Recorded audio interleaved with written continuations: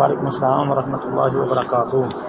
محترم بھائی نے یہ ایک روایت کہ مسجد میں داخل ہوتے وقت پہلے دایاں پاؤں اندر رکھنا ہے۔ انس رضی اللہ عنہ کے حوالے سے لکھا ہے جی نبی علیہ السلام کی سنتوں میں سے ایک سنت یہ ہے کہ جب تم مسجد میں داخل ہونے لگو تو پہلے دایاں پاؤں اندر رکھو اور باہر نکلنے لگو تو پہلے بایاں پاؤں باہر رکھو۔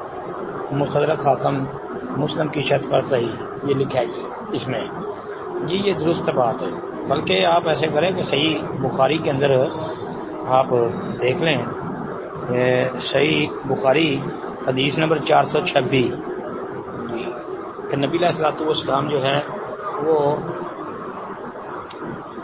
ہر کام کی ابتدا جو ہے وہ دائیں طرف سے کرنا اس کا آغاز وہ پسند فرماتے تھے۔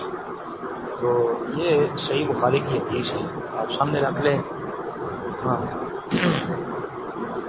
یعنی وہ جوتا پہننے میں، کنگھی کرنے میں، طہارت وغیرہ میں، اور اس روایت کو نقل کرنے سے پہلے امام بخاری رحمۃ اللہ علیہ نے باب قائم کیا ہے کہ مسجد میں داخل ہونے کا جو بیان ہے نا اس حوالے سے، تو انہوں نے اس میں عبداللہ بن عمر رضی اللہ تعالی عنہ کا یہ عمل بیان کیا ہے کہ عبداللہ بن عمر رضی اللہ تعالی عنہ جو ہیں وہ مسجد میں داخل ہوتے تو یعنی دایاں پاؤں پہلے رکھتے، دائیں پاؤں سے ابتدا کرتے، اور جب مسجد سے باہر نکلتے تو بایاں پاؤں باہر نکالتے۔